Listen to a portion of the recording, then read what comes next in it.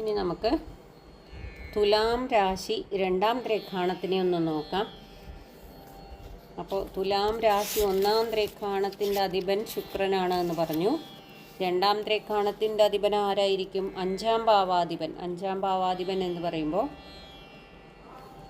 തുലാം, വൃശ്ചികം, ധനു, മകരം, കുംഭം, അതായത് ശനിയായിരിക്കും.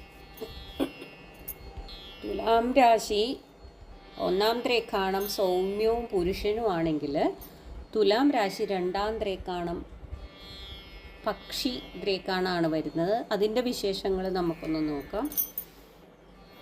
ശ്ലോകം നോക്കാം ആദ്യം. കലശം പരിഗൃഹ്യ വിനിഷ്പതിത്തും സമബീപ്സതി ഗൃധ്രമുഖപുരുഷ ക്ഷുദിതസ്ത്രിഷിതശ്ച കളത്രസുധാൻ മനസ്സൈതി തുലാധരമധ്യഗത. കലശം പരിഗൃഹ്യ വിനിഷ്പതിതും.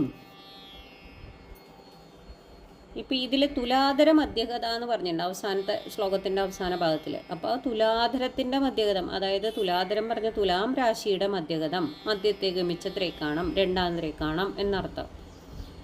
പിന്നെ ഇതിലെ കലശം, കുടമുണ്ട്. കലശം പരിഗ്രഹ്യ, പരിഗ്രഹിക്കുക എന്ന് പറഞ്ഞാൽ സ്വീകരിക്കുക. അപ്പോൾ കുടത്തിനെ സ്വീകരിച്ചിട്ടുള്ള ആളാണ്. പിന്നെ വിനിഷ്പതിക്ക, വിനിഷ്പതിക്കുക പറഞ്ഞാൽ വിനിഷ്പതിതും, സഞ്ചരിച്ചു കൊണ്ടിരിക്കുക. സമബീച്ഛതി, സമബീച്ഛിക്കുക എന്ന് പറഞ്ഞാൽ ആഗ്രഹിക്കുക. ഗൃധ്രമുഖൻ എന്താ? ഗൃധ്രത്തിൻ്റെ മുഖം പോലെയുള്ള മുഖം. ഗൃധ്രൻ എന്ന് പറഞ്ഞാൽ കഴുകനാണ്. കഴുകൻ, അതാണ് പക്ഷിത്രേക്കാണാണ് എന്ന് പറയാൻ കാരണം. മുഖം ഒരു കഴുകൻ്റെ പോലെയാണ്. ക്ഷുദിതൻ, അപ്പോൾ നല്ല വിശപ്പുണ്ട്. തൃഷിതൻ പറഞ്ഞു കഴിഞ്ഞാൽ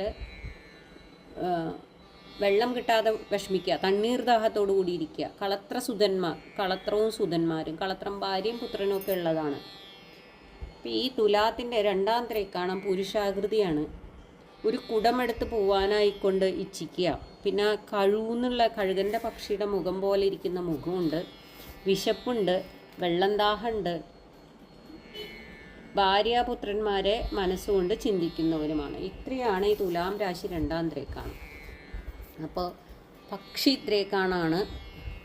ഇപ്പോൾ ഇവിടെ എന്തൊക്കെയാണ് ഇത് വരുന്നത്? മുഖം, പക്ഷിമുഖത്രേക്കാണമാണ്. പക്ഷിത്രേക്കാണം എന്ന് പറഞ്ഞ് പക്ഷിമുഖത്രേക്കാണാണ്. മനുഷ്യത്രേക്കാണമാണ്.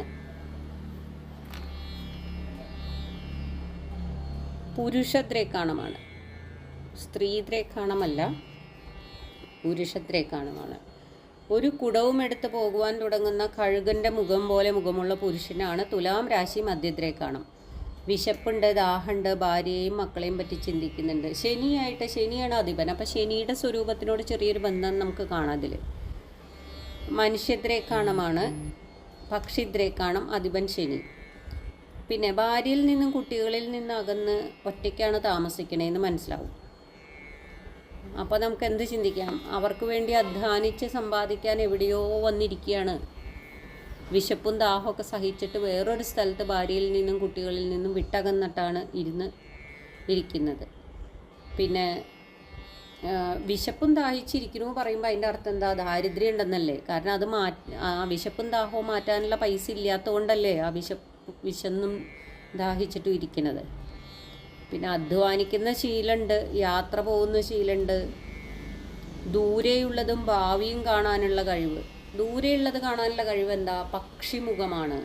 പ്രത്യേകിച്ചും കഴുകൻ്റെ കണ്ണ്. അപ്പോൾ ദൂരെയുള്ളത് കാണാൻ ഉള്ള കഴിവ്. പിന്നെ അതുകൂടാതെ നല്ല ഘ്രാണശക്തി ഉണ്ട്. ഒരുപാട് പേരെ ആശ്രയിക്കുന്നുണ്ട്. സ്വയം ദാരിദ്ര്യം അനുഭവിക്കുന്നുണ്ട്. ഭാര്യയും മക്കളെയും സ്വയം ദാരിദ്ര്യം അനുഭവിച്ചിട്ട് ഭാര്യയും കുട്ടികളെയും നോക്കുന്ന ആളാണ്. കുടുംബത്തിൽ നിന്ന് അകന്ന് താമസിക്കുന്നുണ്ട്. അവരെ ചിന്തിക്കുന്നുണ്ട്. കഷ്ടപ്പെട്ടിരിക്കുന്നവരാണ്. ഭാരമുള്ള ജോലികൾ ചെയ്യുന്നവനാണ്. അധികം നടക്കുന്നവനാണ്. സാമ്പത്തിക ക്ലേശം അനുഭവിക്കുന്നവനാണ്. ഇങ്ങനെയൊക്കെ നമുക്ക് ഒരു പ്രശ്നത്തിൽ വരുമ്പോൾ ആ സ്വരൂപത്തെ കൊണ്ട് നമുക്ക് ഇത്തരം കാര്യങ്ങളൊക്കെ പറയാം. അതിൽ നല്ല ഘ്രാണശക്തി ഉണ്ട്. അതുപോലെ നല്ല ദൂരക്കാഴ്ച നല്ല പോലെ ഉണ്ട്.